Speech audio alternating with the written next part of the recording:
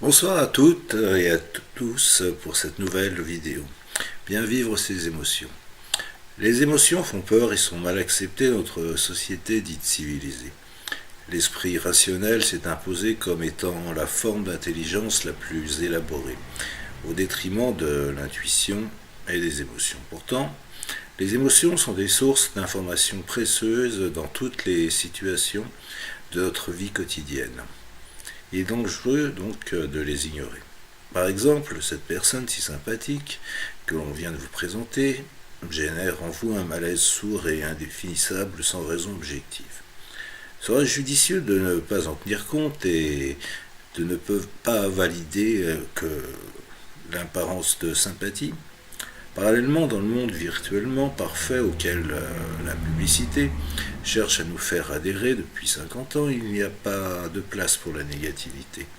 Nous sommes tous jeunes, en bonne santé et sans souci grâce à des produits de consommation. La maladie, la vieillesse et la mort sont exclus, cachés comme des incongruités. Vous remarquez également que les mots vieux, aveugles et sourds sont devenus des gros mots. Cela n'existe plus dans notre société. Il ne reste que des personnes âgées, des non-voyants, des déficits auditifs. C'est pourquoi, lorsque l'émotion paraît, elle choque ou effraie la plupart des gens. Si vous êtes triste, on vous trouvera dépressif. Montrez de la colère et vous serez qualifié d'agressif. Montrez vos peurs et on vous dira anxieux. Même votre joie de vivre paraîtra suspecte, n'est-ce pas de l'immaturité, de l'inconscience ou de l'indécence de rire en telles circonstances? Mystifiés par ces apparences de bonheur parfait, beaucoup de gens pensent que gérer ses émotions veut dire arriver à les dompter, les contrôler, les refouler, et surtout à ne plus les ressentir. À cause de ce désir de contrôle absolu, ces personnes font la cocotte minute et elles se contiennent le plus qu'elles peuvent, font monter la pression, puis, bien sûr, explosent.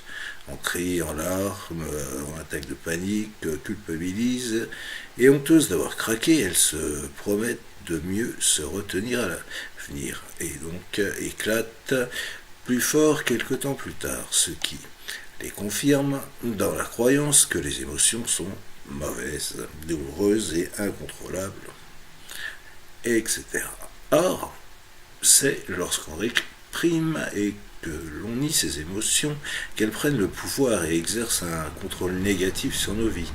La violence et l'intolérance viennent des peurs niées, une frustration non identifiée, la dépression, une incapacité à exprimer ses colères, l'angoisse d'un refoulement émotionnel trop important. Et donc, entre subir passivement ces émotions et les réprimer, il y a pourtant un juste milieu. Mais sans souci de contradiction, l'idée qu'on puisse choisir ses émotions choque également, car on pense que ceux qui en sont capables sont des simulateurs, des individus froids, des calculateurs, voire des manipulateurs. Ce tissu de désirs contradictoires et cette méconnaissance concernant leurs émotions expliquent en grande partie pourquoi les Français détiennent ce fameux triste record du monde de consommation d'antidépresseurs. Alors, pour éviter de maintenir cette contre-performance, il est de notre devoir d'apprendre non pas à refouler mais à gérer nos émotions. Les émotions ne surgissent pas dans nos vies sans raison. Chaque émotion a une fonction, une information, utile à nous transmettre sur notre vécu. C'est pourquoi gérer ces émotions n'implique pas de les contrôler et de les combattre, mais au contraire de savoir les accueillir et de tenir compte du message qu'elles nous véhiculent. Pour bien gérer ces émotions, il faut commencer par les connaître, entre aller bien et aller mal. Il y a toute une gamme de nuances à redécouvrir. Est-ce de la tristesse, de l'inquiétude, de la déception? Donc, je vous propose d'apprendre comment utiliser de façon positive votre ressenti et de faire de vos émotions de puissantes alliées pour piloter votre vie. Pour bien comprendre le fonctionnement des émotions, il est important de reprendre les choses au début et de suivre pas à pas l'installation progressive des mécanismes émotionnels. À sa naissance, l'être humain dispose de 4 émotions de base, 4 émotions innées et naturelles: la joie, la colère, la tristesse et la peur. C'est un peu comme si de bonne fée s'était penchée sur notre berceau et nous avait fait cadeau de ces 4 émotions pour nous piloter, pour plutôt nous aider à piloter notre vie. Car si ces 4 émotions existent, c'est parce que chacune d'entre elles a son utilité. Par exemple, la joie. La joie est considérée comme l'état naturel de l'être humain. Il suffit d'observer l'expression de béatitude du bébé qui vient de téter pour s'en convaincre. La joie sert de moteur à l'envie de vivre et de progresser. Elle est la meilleure source de motivation. Les apprentissages effectués dans la joie sont plus rapides et plus efficients que ceux faits dans la crainte et la contrainte.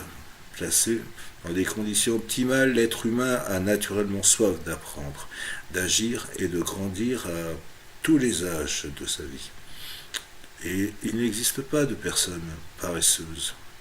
La paresse n'est que la fatigue ou le découragement, passager ou durablement installé. La joie est également une des composantes essentielles de la santé physique. La médecine découvre actuellement à quel point le moral joue un rôle important dans le pouvoir de guérison. Les gens positifs cicatrisent mieux, ont une meilleure défense immunitaire, luttent de mieux en mieux contre les cancers et vivent plus vieux que les gens stressés ou négatifs. La colère. Vous connaissez aussi bien cette émotion, la colère. Elle sert à mettre ses limites et à chasser les intrus. Les premiers frémissements d'agacement servent à nous signaler que quelqu'un ou quelque chose menace notre territoire physique ou psychologique. Si la menace se précise, la colère va grandir. C'est un volcan intérieur qui s'éveille, gronde en nous et dont l'irruption va dégager l'espace vital envahi par des gêneurs. La colère est la garante du respect de soi, c'est pourquoi elle est indispensable pour défendre son territoire et ses valeurs. La seule colère inadéquate est la colère contre soi-même, puisqu'elle met hors de soi. Comment pourrait-on être intrus pour soi-même? Une intrusion pour soi-même. Bien. C'est pourquoi lorsque monte la colère, il est important de rechercher la cause de cette colère à l'extérieur et non pas à l'intérieur. De plus, ne faites pas, surtout pas, de confusion entre rage et colère, qui sont 2 émotions totalement opposées. La tristesse. La tristesse, elle sert à être disponible pour le nouveau. C'est un passage transitoire préparant à une nouvelle situation. La tristesse permet de clore une période de vie et de tourner la page. Elle est appropriée à chaque fois que nous avons un deuil à faire, que ce soit d'une situation ou d'une personne. Il ne faut pas la confondre avec des regrets. On peut peut-être être triste de quelque chose, que quelque chose se termine, sans pour autant souhaiter que tout recommence comme avant. Je reçois parfois en séance des gens qui n'arrivent pas à rompre une relation sentimentale insatisfaisante. Le mécanisme est le suivant. La personne ressent une juste colère en fait ce partenaire, devenu un intrus dans sa vie, elle rompt la relation. Dans le calme retrouvé, la colère s'apaise et le processus de deuil s'enclenche.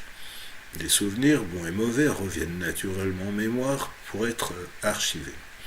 Évidemment, les tout premiers moments, les plus attendrissants, remontent aussi.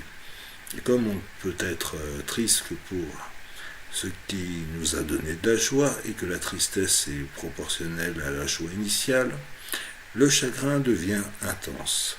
Alors la personne croit qu'elle regrette cette rupture et renoue avec son partenaire. Et ceci jusqu'à la séparation suivante. Quatrième des émotions, la peur. La peur, c'est la perception d'une situation à venir nécessitant de la prudence. Soit la situation présente un danger objectif et la peur nous invite à mettre en place notre projection, soit la situation est une nouveauté. Et dans ce cas, la peur nous indique que nous sommes insuffisamment préparés pour l'affronter et que nous devons mieux nous informer ou nous entraîner. Et donc normal de ressentir de l'appréhension face à la nouveauté. Mieux vous serez renseigné sur ce qui vous attend et plus votre inquiétude s'estompera. Si la peur n'évite pas le danger, elle a le mérite de nous le signaler pour qu'on puisse se préparer à l'affronter intelligemment. Le courage consiste donc à dominer sa peur, et non pas à la nier. Il ne faut pas confondre courage et inconscience. Il n'y a aucun héroïsme à avancer vers le danger sans protection. Les pompiers sont-ils lâches de mettre un casque, une veste en cuir épais et des bottes pour affronter le feu? Qu'est-ce que cela pourrait-il s'ils travaillaient en maillot de bain et en espadrille? Lorsque le danger est trop imminent, la peur devient inutile. Alors le cerveau enclenche des mécanismes de survie. C'est ce qu'on appelle aussi le sang-froid. Ces 4 émotions nous sont offertes avec une palette d'expressions complète. La joie va du simple bien-être à l'euphorie la plus complète, la colère du premier frémissement d'agacement à la fureur dévastatrice, la tristesse d'un léger spleen, à l'énorme chagrin et la peur des premiers signes d'inquiétude à la terreur panique. Merci de m'avoir écouté et à bientôt pour une nouvelle vidéo. Bonsoir.